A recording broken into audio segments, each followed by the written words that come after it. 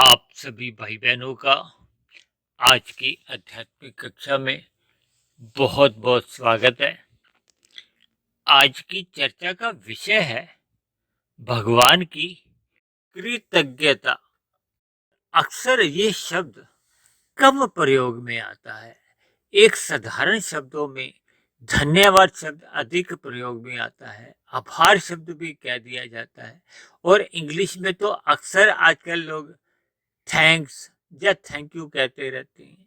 यानी हम सभी मनुष्यों के जीवन में प्रतिदिन ही ऐसी स्थितियां बनती रहती हैं जब हम अन्य मनुष्यों की कोई मदद लेते हैं या अन्य मनुष्य स्वयं ही हमारा ऊपर कोई मदद कर देते हैं, परोपकार कर देते हैं, या विभिन्न प्रकार से हमारे जीवन में सहायता करते हैं।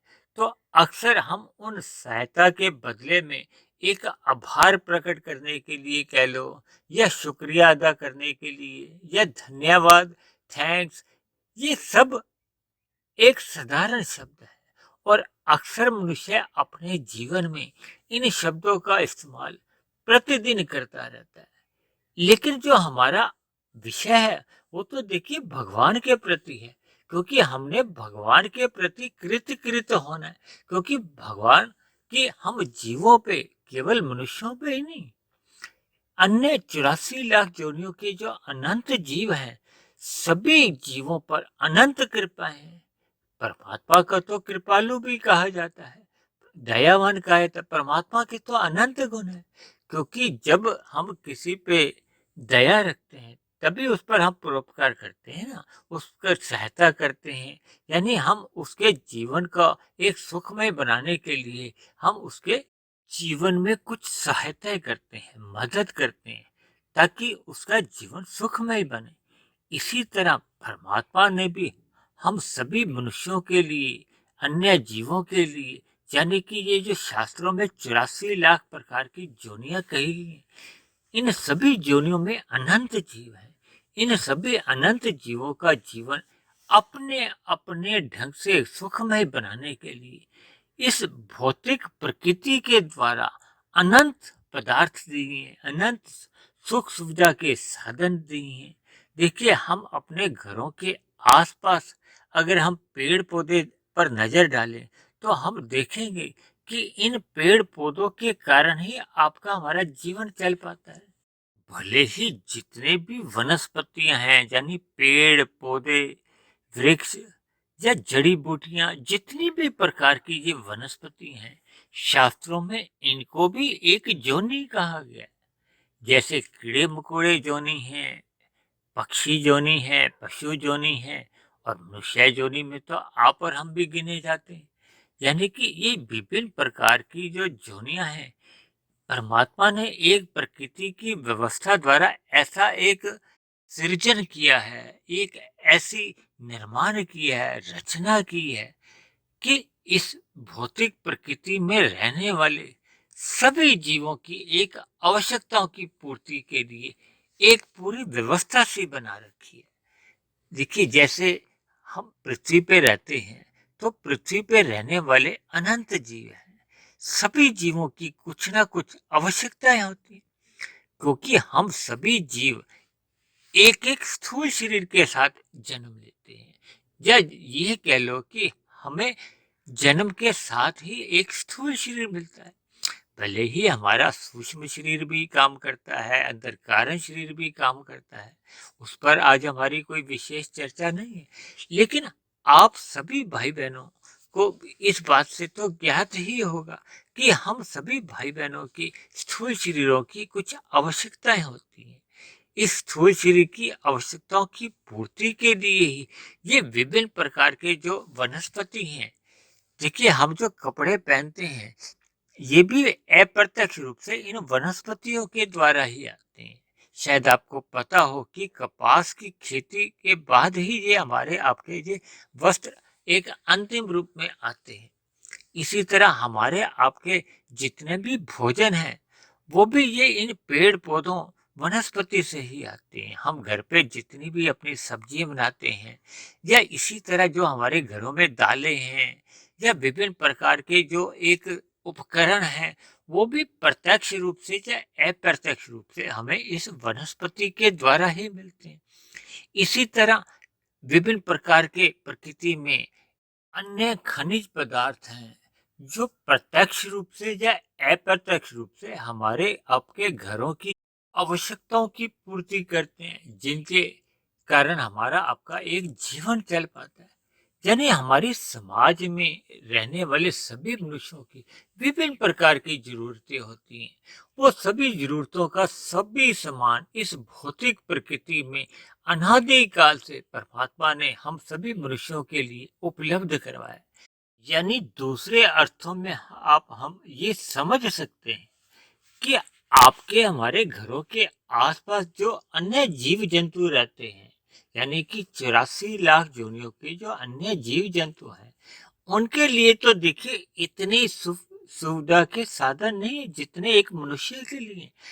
क्योंकि अन्य जीवों के लिए तो केवल एक जीवन एक सामान्य रूप से चलता रहे। देखिए पशु पक्षी तो केवल नंगे ही घूमते हैं ना। नंगे का अभिप्राय वो बिना वस्त्र के ही हैं, बिना चप्पल के ही हैं, बिना घरों के ही चलते फिरते हैं। और आपके हमारे लिए तो परमात्मा ने विशेष प्रकार की सुख सुविधाओं के साधन उपलब्ध कराए हैं। और सबसे बड़ी बात है कि मनुष्य को परमात्मा ने स्वयं को जानने के लिए एक विवेक शक्ति उपलब्ध कराई है, बुद्धि दी है। इन सभी सुख सुविधाओं के रहते हुए फिर मनुष्य की कुछ जिम्मेदारियां भी बनती हैं। देखिए आपने देखा होगा कि जैसे जैसे ऊंचे पदों पर जो अधिकारी नियुक्त होते हैं तो उनको एक विशेष प्रकार के सुख सुविधा के साधन मिलते हैं, तो उनकी जिम्मेदारियां भी होती हैं। इसी तरह मनुष्य जोनि की ही केवल एक जिम्मेदारी है इस भौतिक प्रकृति को एक व्यवस्था का एक सुचारू रूप से चलाने के लिए। अन्य जीवों की अपने आप में कोई एक जिम्मेदारी नहीं है। उनका तो देखिए एक सामान्य जीवन चल रहा है, क्योंकि शास्त्रों में ऐसा वर्णन आता है कि मनुष्य से नीचे की जितनी भी जोनियां हैं उनमें रहने वाले सभी जीव मनुष्य योनि में किए गए पाप कर्मों का फल ही भोग रहे हैं। यानी कि हम मनुष्य योनि के मिले हुए अवसर को अपने जो हमारे कर्तव्य हैं उन कर्तव्यों का पालन हमें ईमानदारी से करना चाहिए। शास्त्रों में जगह जगह कहा जाता है कि मनुष्य को अपने कर्तव्यों का पालन करने का अभिप्राय है कि मनुष्य को इस प्रकृति के साधनों का एक सदुपयोग करना है और उस सदुपयोग में ही इस मिली हुई प्रकृति के वातावरण में एक शुद्धि बनाए रखनी है। इस शुद्धि को बनाए रखने के लिए मनुष्य को अपने जीवन में यज्ञ करने चाहिए, ताकि ये जो पृथ्वी जल अग्नि वायु आकाश का जो एक वायुमंडल बना हुआ है इसमें एक शुद्धि बने रहे। हवा पानी ये सभी एक अपनी स्वच्छ अवस्था में रहे। देखिए आज वर्तमान काल में हम क्या देख रहे हैं कि मनुष्य ने अपने सुख सुविधा आदि भोगों के लिए ही इस प्रकृति के पदार्थों का अमर्यादित दोहन करता जा रहा है, जिसके फलस्वरूप विभिन्न प्रकार के दुख क्लेश जन्म ले रहे हैं, जिसके फलस्वरूप प्रकृति का वातावरण दूषित होता जा रहा है। देखिए हम आए दिन समाचार पत्रों में या टीवी में जो समाचार आते हैं उनमें ये खबरें आम हमें आपको पढ़ने में सुनने में आती है कि विभिन्न प्रकार की जलवायु प्रदूषित होती जा रही है, जिसके फलस्वरूप विभिन्न प्रकार के रोग उत्पन्न हो रहे हैं और उन रोगों के कारण ही एक सामान्य मनुष्य का जीवन अस्त व्यस्त होता जा रहा है। इसलिए मनुष्य को अपने मिले हुए जीवन में जहां हम प्रकृति से इन पदार्थों का हम अपने जीवन जीने के लिए या अपना जीवन सुखमय बनाने के लिए इन पदार्थों का उपयोग करते हैं, तो वहीं हमारे ऊपर जो जो एक कर्तव्य हैं हमारी जिम्मेदारी हैं, चाहे वो यज्ञ रूप में है चाहे अपने क्रियाकलापों द्वारा जो भी हमें एक नियत कर्म है कर्तव्य है वो एक मनुष्य को निभाने चाहिए। यानी जैसे एक साधारण मनुष्य अपने जीवन में एक दूसरे मनुष्यों का जब सहयोग लेता है तो उसका आभार प्रकट करता है। इसीलिए हमारे ऋषि मुनियों ने जो शास्त्र लिखे हैं उसमें शास्त्रों में यहाँ तक कि नदियों वृक्षों की भी पूजा का एक विधान है। वहीं सूर्य चंद्र इसी प्रकार अन्य देवी देवताओं का भी आरंभिक पूजा का एक विधान है, ताकि हम इन देवी देवताओं द्वारा नदियों द्वारा वृक्षों द्वारा जो जो पदार्थ लेते हैं, जो सुख सुविधा के जो साधन उपयोग के लिए लेते हैं, तो उसके धन्यवाद के लिए हमारे भी जो कर्तव्य हैं उन कर्तव्यों का हमें पालन करना चाहिए। देखिए संसार में जैसे लेना देना चलता रहता है ना, हम जिनसे भी कुछ सुविधाएं लेते हैं तो उसके बदले में भी हम उनको कुछ देते हैं। ये लेना देना अगर एक संतुलन में नहीं रहता तो फिर हमारे ऊपर एक ऋण चढ़ जाता है। इसीलिए शास्त्रों में बार बार मनुष्य को यज्ञ करने की एक प्रेरणा दी है। देखिए यज्ञ भी दो प्रकार के होते हैं। एक तो पदार्थ यज्ञ होते हैं, ज्ञान यज्ञ होते हैं। पदार्थ यज्ञ को कहीं कहीं द्रव्य यज्ञ भी कहा जाता है। ये जो हम हवन सामग्री के द्वारा जो यज्ञ करते हैं ये द्रव्य यज्ञ होता है। इसी तरह ज्ञान यज्ञ है। ज्ञान यज्ञ में क्या है, देखिए जब हम अपने ऋषि मुनियों द्वारा जितने भी शास्त्र लिखे गए हैं वो हमारा जीवन में मार्गदर्शन करते हैं। यदि मनुष्य अपने जीवन में इन शास्त्रों का श्रवण करता है, परमात्मा के कीर्तन गाता है, स्मरण करता है, आरती गाता है, ये भी एक प्रकार के यज्ञ ही माने जाते हैं। लेकिन जब जब मनुष्य केवल इंद्रिय सुख के लिए ही इन पदार्थों का संग करता है, यानी कि इन प्रकृति के पदार्थों को केवल एक भोग विषय समझकर ही एक सुखमय जीवन व्यतीत करता है, तो कहीं कहीं शास्त्रों में यहाँ तक भी लिखा गया है कि फिर हम इस भोजन को एक पाप समझकर खा रहे हैं या कि एक प्रसाद समझकर। देखिए जब जब हम अपने कर्तव्यों का पालन करते हैं उसके बाद जो हम प्रकृति से पदार्थों का सेवन करते हैं तो वो एक प्रसाद है जो हमारे जीवन को सुखमय बनाता है। और जब जब हम अपने कर्तव्यों को निभाए बिना ही प्रकृति के पदार्थों को लेकर भोग करते हैं तो ऐसे सभी भोगों को ही निश्चित रूप से पाप युक्त कहा जाता है, जिसके फलस्वरूप हमारे जीवन में विभिन्न प्रकार की दुख आते हैं, विभिन्न प्रकार से हमारा स्वभाव बिगड़ने लगता है। इसलिए हम सभी मनुष्यों को अपने मिले हुए जीवन में अपने कर्तव्यों को सावधानी पूर्वक अपना कर्तव्य समझकर करने चाहिए, ताकि समाज में एक शांति संतुलन बना रहे। क्योंकि ये भौतिक प्रकृति परमात्मा की एक रचना है, कृत है, और प्रकृति के सभी पदार्थ इस प्रकृति में रहने वाले सभी जीवों के उपयोग के लिए ही है। और हम सभी मनुष्यों को केवल अपनी आवश्यकता अनुसार ही इन पदार्थों का सेवन करना है, न कि भोगों में फंसकर अपने विकारों के चक्रव्यूह में फंसना है। क्योंकि देखिए जब हम परमात्मा से जुड़ते हैं तो योग तैरने का नाम है। लेकिन जब जब मनुष्य इन प्रकृति के पदार्थों को भोग रूप में लेता है तो भोगते भोगते मनुष्य स्वयं ही इन भोगों में डूब जाता है। क्योंकि देखिए हम प्रकृति के सुख सुविधा के साधनों पदार्थों से जितना हम परहेज रखेंगे, यानी कि इनको केवल हमने अपनी आवश्यकता अनुसार लेना है।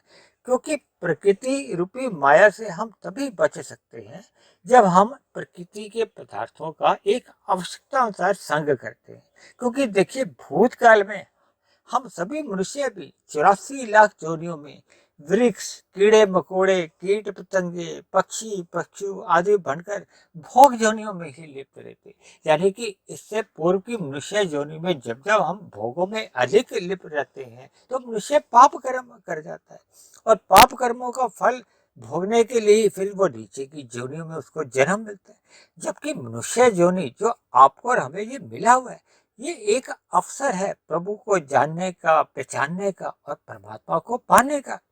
और यदि मनुष्य इस अवसर को खो देता है और केवल विषय भोगों में ही लिप्त रहता है तो फिर इन विषय भोगों को भोगते भोगते मनुष्य में प्रमाद आने लगता है। प्रमाद के आते आते फिर उसमें आलस्य आ जाता है।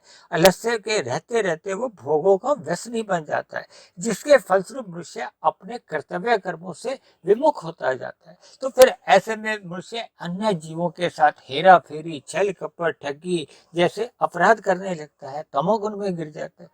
जिसके फलस्वरूप मनुष्य की मरते समय अधोगति हो जाती है, क्योंकि पाप कर्म अधिक हो जाते हैं और पुण्य कर्मों की न्यूनता रह जाती है।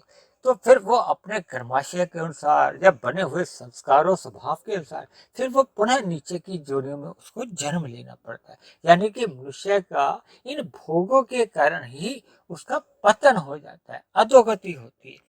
इसलिए मेरी आप सभी भाई बहनों से सदा विनती रहती है कि जीवन में सत्संग करते रहना चाहिए, कि आपकी ज्ञान में स्थिति में रहे, हमें अपने कर्तव्य कर्मों का बोध रहेगा, हमें परमात्मा के प्रति जो हमारी एक कृतज्ञता है वो हमें बोध के रूप में बनी रहेगी और हम सदा ही अनुकूल और प्रतिकूल परिस्थितियों में प्रसन्न रहेंगे, ताकि अपने कर्तव्य कर्मों का हमें बोध बना रहे। जब जब मनुष्य सत्संग करता रहता है तो उसको अपने कर्तव्य कर्मों का बोध बना रहता है। वो प्रकृति के पदार्थों का एक मर्यादा अनुसार ही संग करता है, यानी विषय भोगों से सदा ही बचा रहता है और अपने कर्तव्य कर्मों को ईमानदारी से निभाता है, ताकि प्रकृति के जो अन्य जीव जंतु हैं या अन्य मनुष्य हैं उनके प्रति भी वो दया भाव रखता है, उनके प्रति किसी भी प्रकार की हिंसा नहीं रहता।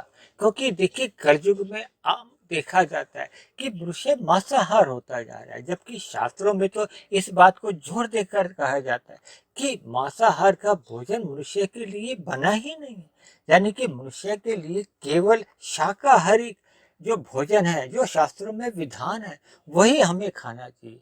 जब जब मनुष्य वही भोजन ग्रहण करता है तो फिर प्रकृति में एक संतुलन बना रहता है। हमें प्रकृति के जो पृथ्वी जल अग्नि वायु आकाश है, इनका हमें वातावरण दूषित नहीं करना, इन सभी का भी हमें एक मर्यादा में ही संग करना है। अपने कर्तव्य कर्मों को, अपने जीवन शैली को इस प्रकार से रखना है कि ये जो भौतिक जलवायु है ये भी प्रदूषित न होने पाए। अन्य जीवों के प्रति हम दया भाव रखें, अन्य मनुष्यों के प्रति हम अपने कर्तव्यों का पालन करें और यही परमात्मा के प्रति हमारी भक्ति है, यही परमात्मा के प्रति हमारी पूजा है, कृतज्ञता है।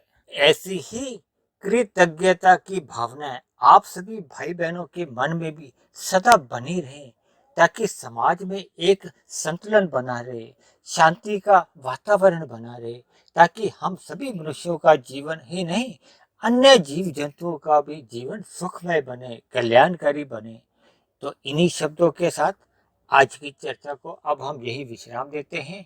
आप किसी भाई बहन का कोई प्रश्न हो, कोई मेरी कही गई बात आपको समझ में नहीं आई हो, या मेरी कही गई बात को आपको कोई आपत्ति हो, यानी मेरी कही गई बात आपको तर्क संगत सही नहीं लगती हो, आपका किसी भी प्रकार का कोई मतभेद हो, तो आप नीचे दिए गए कमेंट्स बॉक्स पर जाकर इन सभी बातों को आप लिख सकते हैं। और यदि मेरे बने हुए ये वीडियो आपको अच्छे लगते हैं, आपके जीवन में सुधार आने लगा हो, आपकी दिनचर्या एक व्यवस्थित बन गई हो, परमात्मा के प्रति आपकी प्रीति जग गई हो, तो मेरी आप सभी भाई बहनों से विनती है कि आप मेरे इस आध्यात्मिक ज्ञानात्मक चैनल को स्वयं भी सब्सक्राइब करें व अन्य जिज्ञासु भाई बहनों को भी इस आध्यात्मिक ज्ञानात्मक चैनल से जोड़ने का प्रयास करें। तो चर्चा को अब हम यहीं समाप्त करते हैं। कल फिर मिलते हैं एक नए विषय को लेकर, एक नए संदेश के साथ। तब तक आप सभी भाई बहनों का बहुत बहुत धन्यवाद।